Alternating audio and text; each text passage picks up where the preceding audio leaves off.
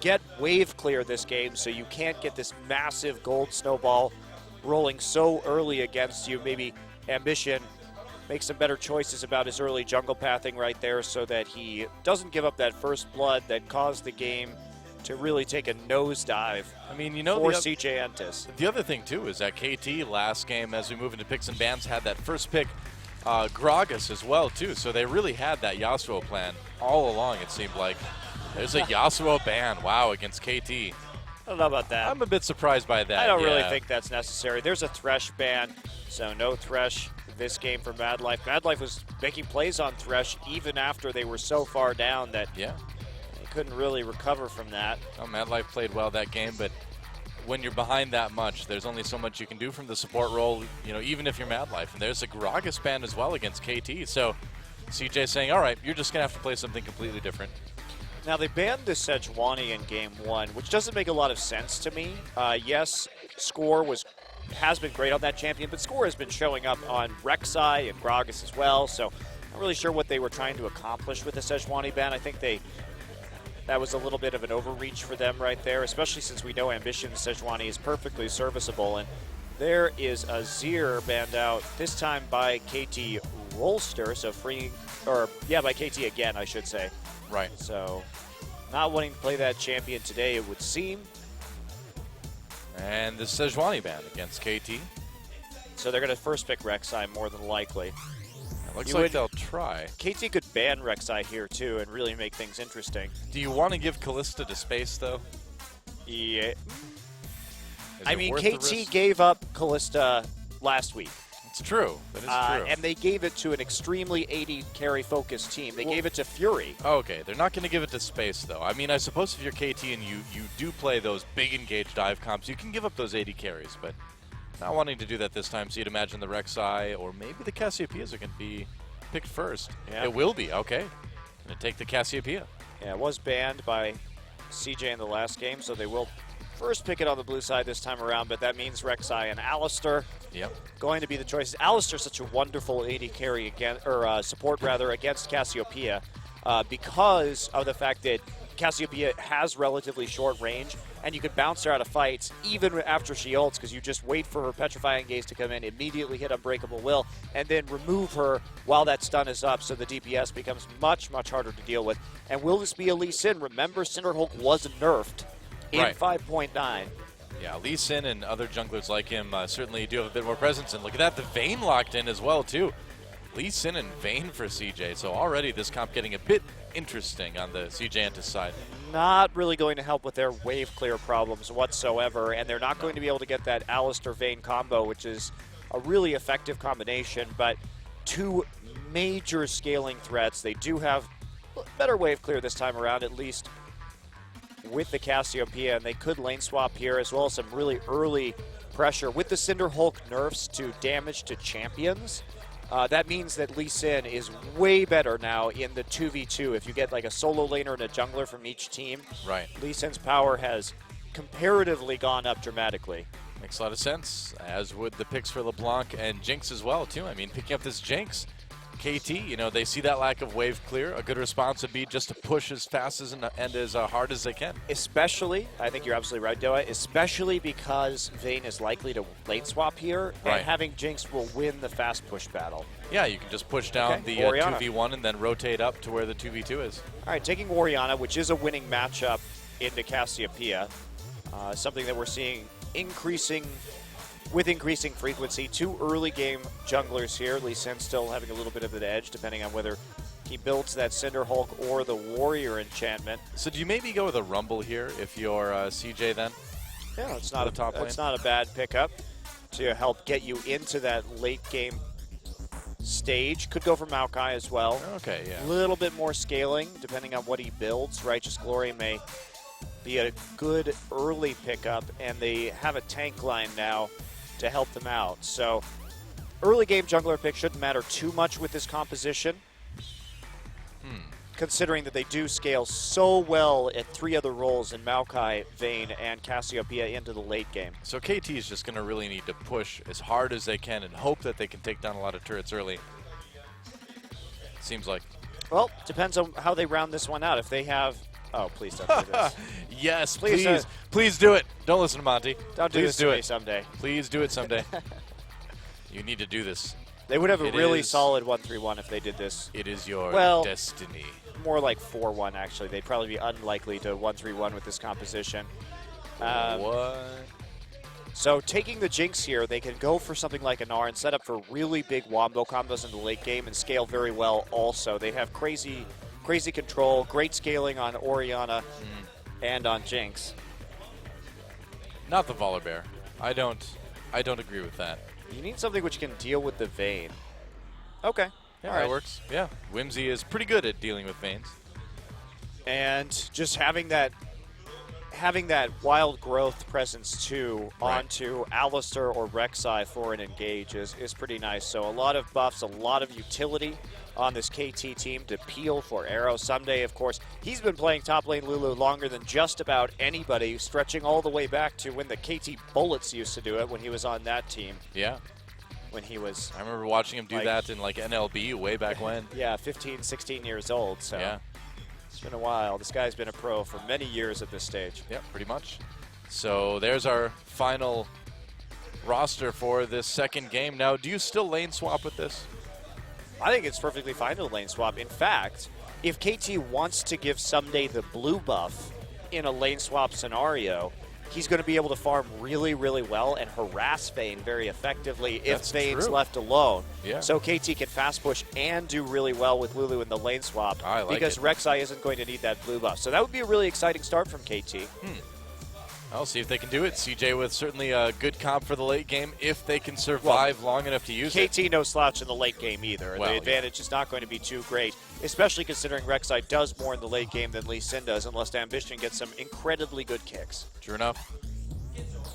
And so that means we are in for a pretty exciting game number 2. Can KT get the 2-0 over CJ, or will CJ tie it up and force that game 3? Let's get in the game and find out.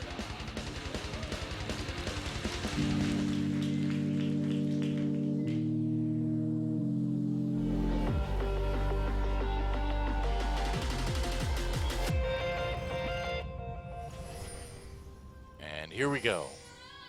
Welcome to Summoner's Rift. CJ Entus versus KT Rolster. And it would be pretty huge for KT to come in and 2-0 a team like CJ Entus. They did extremely well in game number 1, but game 2 looks like it certainly could be a long one. It could be a close one, too. Yeah. Unless KT decides to fast push. I do think that KT's composition gives them so many options here. Because they have that really good opportunity. They read the Vayne. Vayne was picked very early in the draft for CJ. They responded to it. They built a composition that can do well in the 2v2 or in the lane swap. I mean, KT's got a good team fight as well, if they choose to use that. Both teams have really strong team fighting in this game. Well, I mean, I'm just saying, you know, continuing on what you were saying earlier, where KT has options, you know, they can split push, they can team fight, they can fast push, they can really do whatever fits best, and it looks like they will do that lane swap as well. I really like this comp from KT. As a reaction to what CJ has done. Again, KT coming out with, we don't see top lane Lulu that much anymore, but someday picking some unorthodox champions, at least as far as the current meta is concerned, and we'll see if he can make it work again. It looks like he will be starting at the Raptors with some help from Nagne as he giggles madly. As Lulu does. KT is still one of the best in the draft in Korea. They're very adaptive. Yeah. They predict team compositions and build very well. Well, if they keep playing like this all season, it would be very cool to see them at Worlds.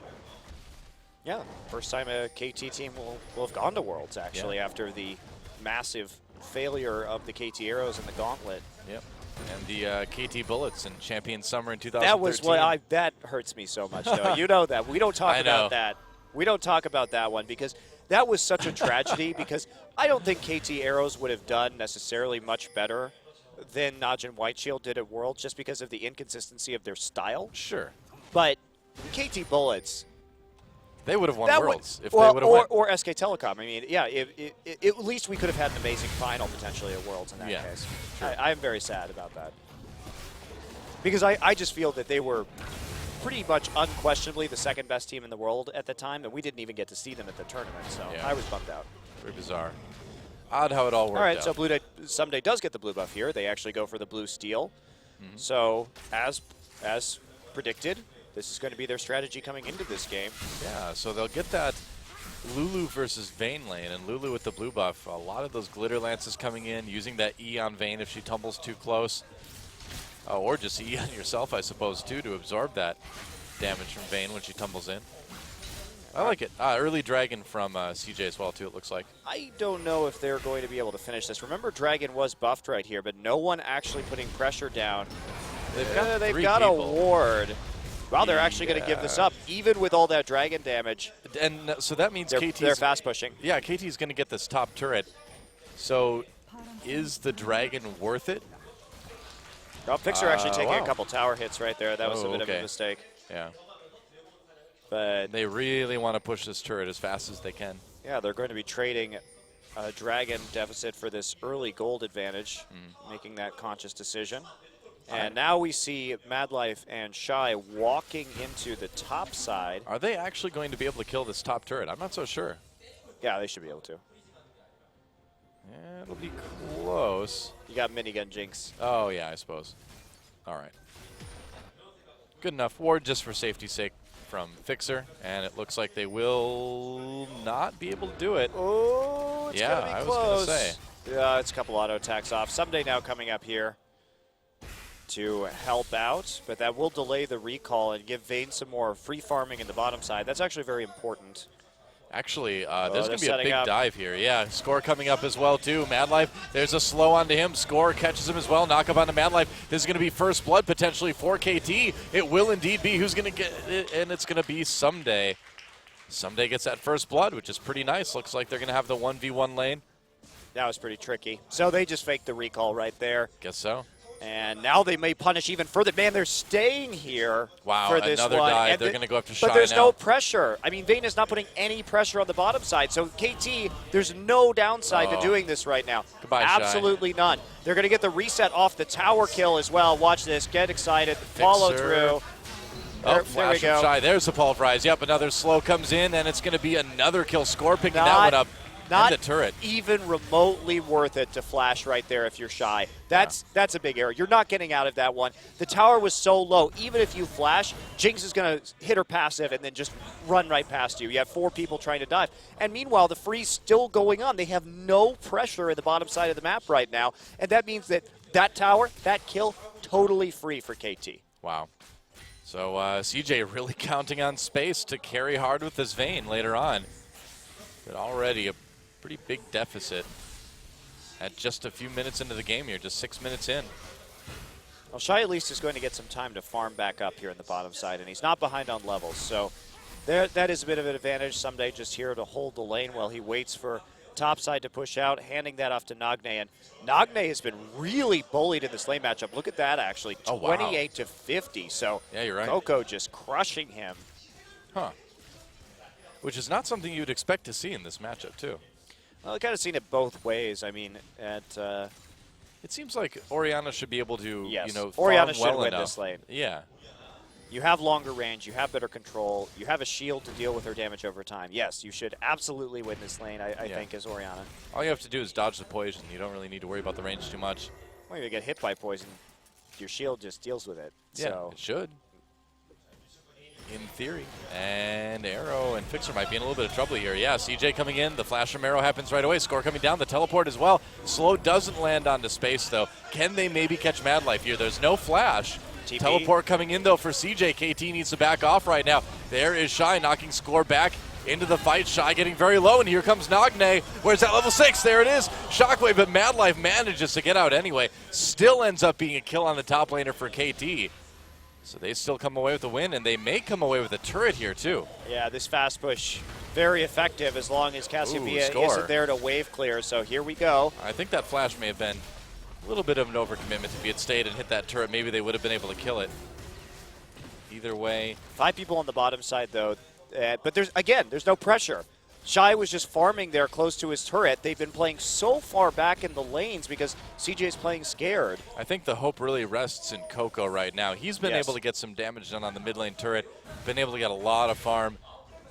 Nagne caught up quite a bit, actually, within the last few minutes before he roamed down to bot. And Only Shy, about, Shy isn't that behind either. So Right. there's still hope for CJ here. They are 1.5K down based on these kills, but Nagne at that disadvantage. He did roam, so he lost even more CS right there. Lost some damage onto his turret as well.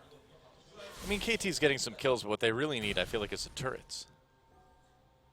Yes, but they're going to work on these turrets pretty quickly right now, especially when they have Jinx back in the Vayne lane with an advantage. So Someday also going to catch right back up in CS after taking this massive wave, which has been slowly meandering to the top tier 1. Also, he got some kills and assists right there, so definitely making it worthwhile. Shy has had some trouble teleporting since this season started.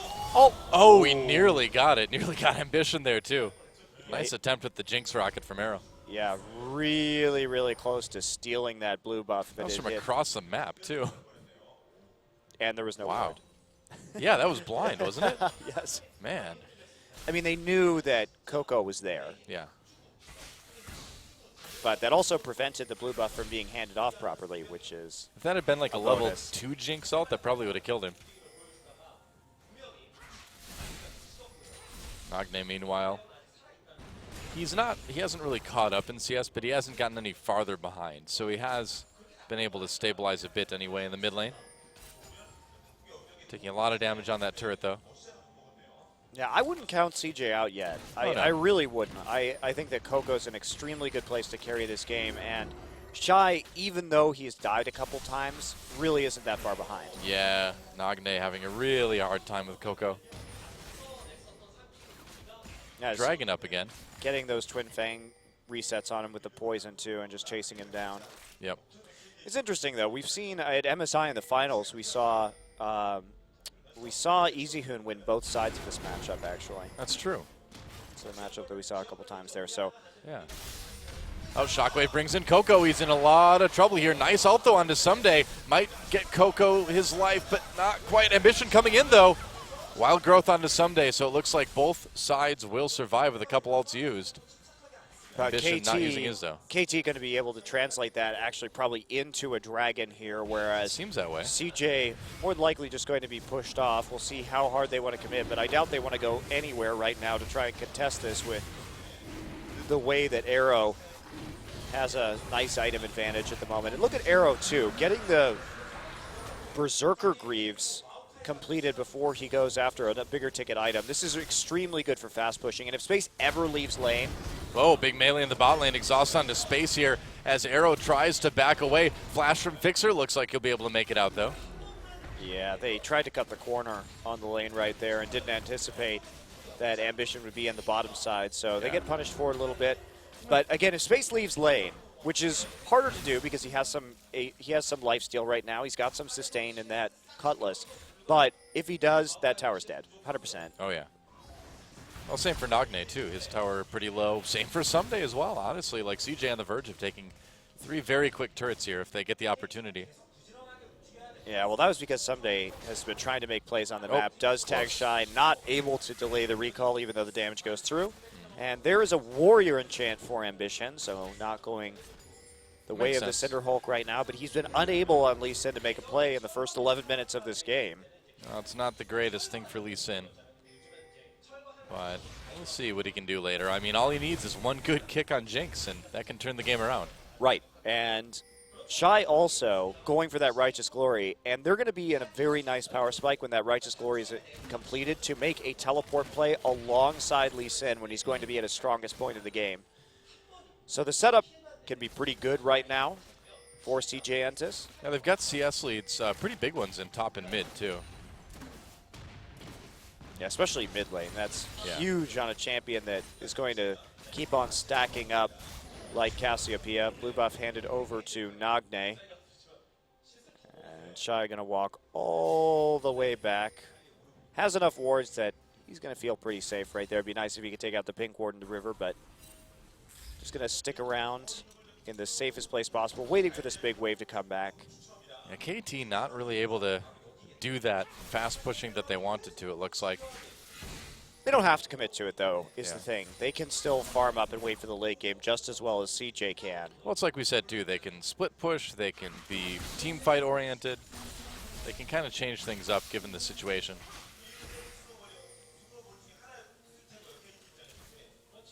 And it looks like they're going to have to. Maybe a bit of a play on the Coco here. A score coming in. Yeah, Prey Seeker, so they're going to let him know that they're there. Alistair looks like he may have also been seen. Yep. As Rek'Sai takes out the big board. Here we go. Mad Life tried to make a play into Nagne. Nagne got out of there with the flash. So getting that summoner is pretty nice. I would trade a... Oh, actually, Mad Life flash, too, so it was summoner for summoner. Shy taking a lot of damage here.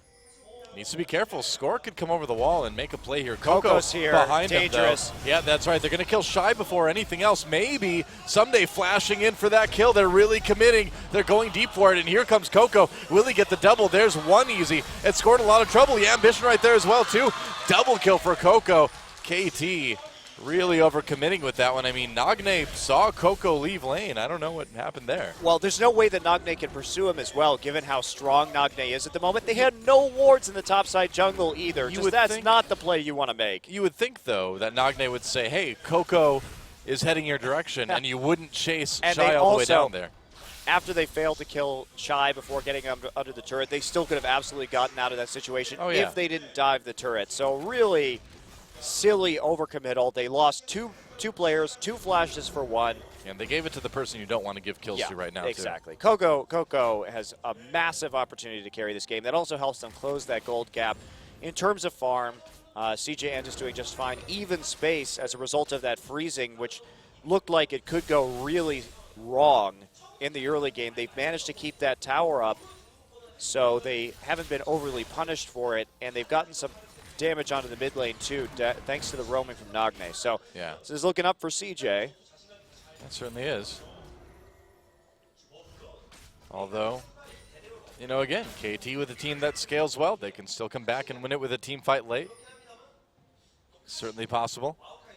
I would be very worried about this Cassiopeia, though. Yeah. Extremely worried. 2 kills already on that champion. Big farm advantage. Ambition in awards, so Arrow and Fixer know what's up here. They're going to be able to clear it at least. So are they going to want to fight? Coco actually has some decent items right now, working towards that Seraph's Embrace after his Abyssal Scepter. Yeah. They can be well set up. Yep. CS lead, well, someday catching up with the CS in top lane. Nagne still way behind. Yeah, this Orianna lane has not gone quite as well for someday as I think KT, or for Nagne rather, as KT would have wished.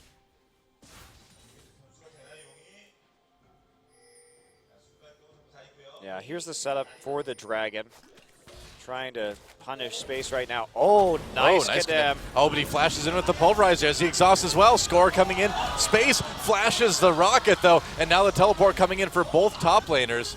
Actually, Someday canceled his right there. That he did.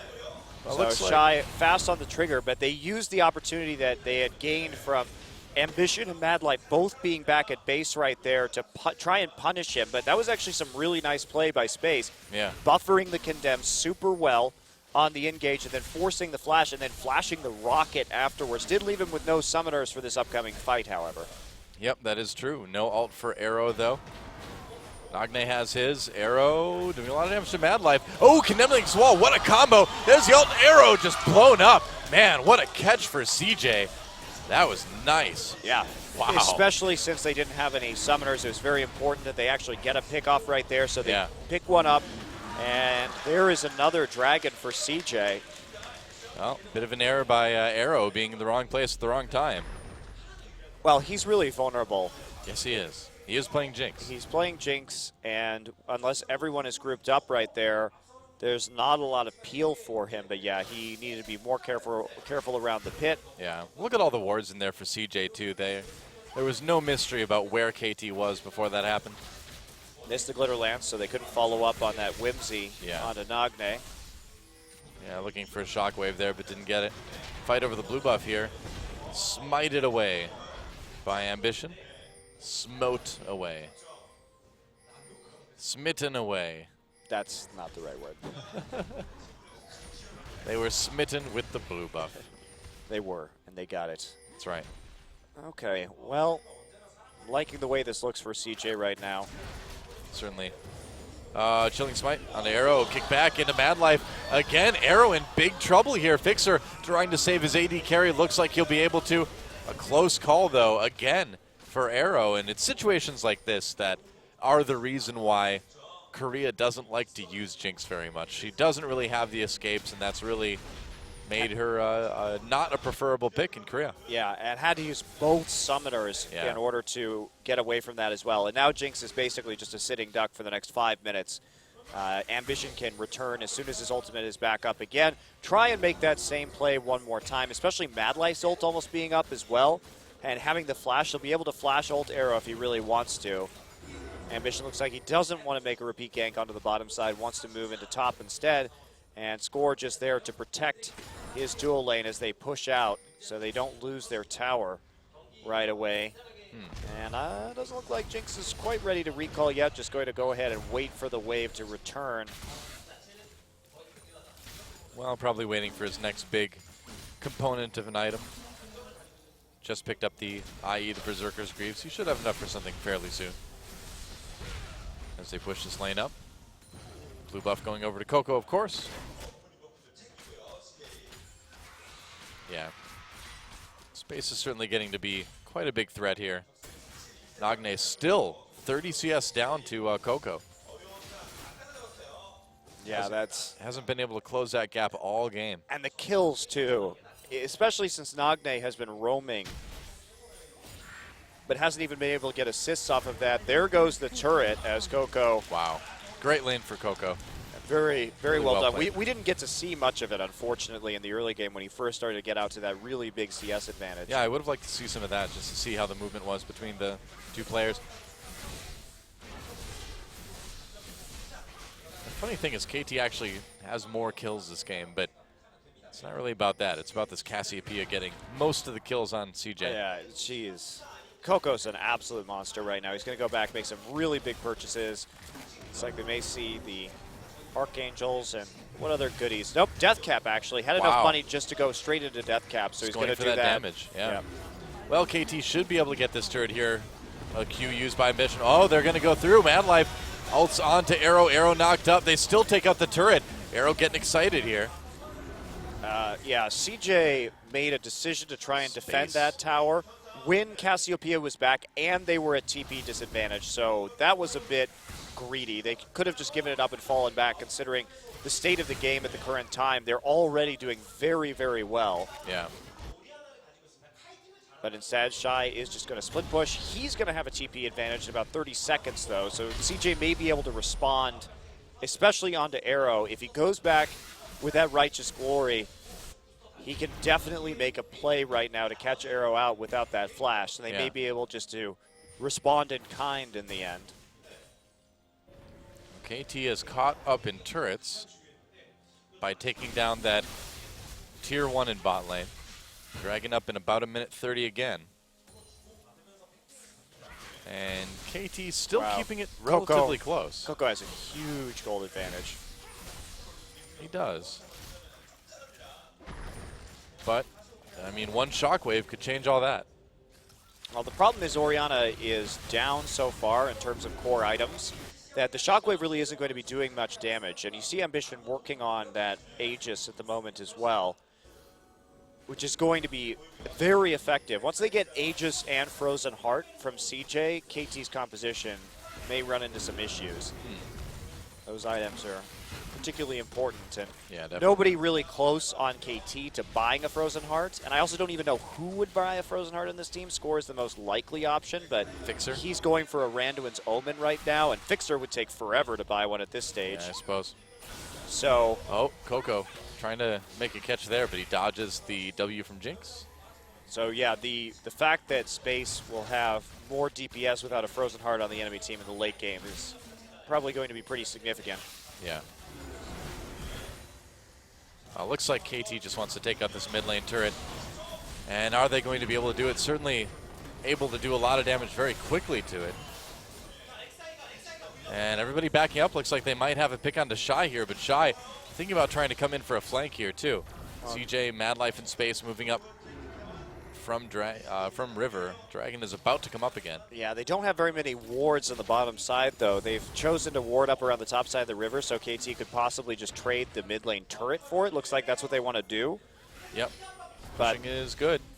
There's a Glory on the other team, and this Jinx has to be, well, Jinx has flash up back now, so that's definitely a boon. But okay, Dragon being taken by Space only right now. Yeah, he can just solo this. Yep, that's right. Ambition joining in as well. Here we go. KT coming in onto Shy, onto Mad Life, Space, and Coco able to do a lot of damage. Dragon taken by CJ. Nagne goes down. 2 kills already. Ambition taking the Dragon and Nagne, and KT on the run, chasing down Someday with a wild growth on himself. Not going to be able to make it out. And Ambition decides to just go after the blue buff at this point. They're going to go for right Baron. Yeah. I mean, they have Cassiopeia Vayne. They can absolutely wreck this Baron at this point in the game. Those Silver Bolts coming in. Look how fast this Baron's going to go down. Yeah. For 23 minutes. And fast. Only a 2K gold advantage. It's pretty significant, but looks like... Oh, Rocket? No, not even close. It was a nice try. Nice attempt. Oh, Cassiopeia went really high there. Yeah. Well, let's take a look at that fight again. So, I mean, Shy was just hiding in the pink warded brush right there, so it wasn't the best engage, actually. And then Shy just gets everybody. Look at that flash ult from Coco, too. Beautifully played. Gets a big slow and 1 stun. And then his speed just allows him to move through these team fights. I mean, Cassiopeia and Vayne are both so good at chasing down targets. Yeah. And so when KT splits up like that, it gets them exactly where they want. Just in those little skirmishes, Coco just repeatedly spams E on one target, and then Vayne follows through on another one. Absolutely. It's dangerous. It almost feels similar to last game, where you've got these carries, you've got this ability to get in and just blow people up, and once that starts happening, the snowball starts to roll downhill pretty quickly. Yeah. Someday with the Desperation Magi's right now, just on the hope that they can get back into this game, but going to be unlikely, especially since Coco has 3 core items done. Nagne's still trying to get number 2. Now the towers are starting falling as the split push starts. Yep. Yeah, this one's going to be pretty tough for KT to turn around unless CJ makes some pretty big mistakes. And I don't think CJ is going to be inclined to let that happen after last game. So starting just a 4-1 split push right here, pretty standard stuff. Someday hanging back near his turret, but without a lot of AP, he's going to have a really hard time clearing out these Baron-empowered minions. So now CJ switching their attention to the mid lane. They want to just let this Vayne farm the next wave by herself. She's hiding in the brush right now. Space in the pink ward, just trying to take an advantage and make it as difficult for KT to respond as possible. Looks like they're going to get some chip damage down on the tower at the very least. Well, Coco's up about 3,000 gold over Nagne right now. So Orianna pick not working very well. Oh, meanwhile, Someday caught under turret. Knocked back out again with that Dragon's Rage. Used the wild growth on himself, but still gets taken out by Ambition and the rest of CJ. And they're going to get this tier 2 as well. It just seems like it's too late for KT now. Yeah, they're pushing on forward. And just so many turrets going down during this Baron. Really good rotations between the towers by CJ Entus right here just to chip them all out slowly. Ambition has the good dive in the top lane, so they help Shy get back into this game even more than he already was. Shy was never that far down, all things considered. Yeah, very true. Shockwave brings into nice Coco. catch. A lot of damage onto him. They're going to be able to get him. All right, well, KT makes a pick. That's going to save this mid lane turret. Now, can they get anything from this, though? TP. Yeah, Someday coming in. They want to try to catch Shy here. Don't think they're going to be able to. Well, they're working on Mad Life right now. Yeah, that's true. Turret, though, taken by Space. Looks like they take out Mad Life. They have to save their inhibitor right now. Yeah, getting these picks is just not worth it. And now Shy can try to delay people. The back for Arrow. And it looks like Space can't quite kill the turret. 2 kills not worth it for another tier 2 turret. However, no. CJ still has a massive gold lead.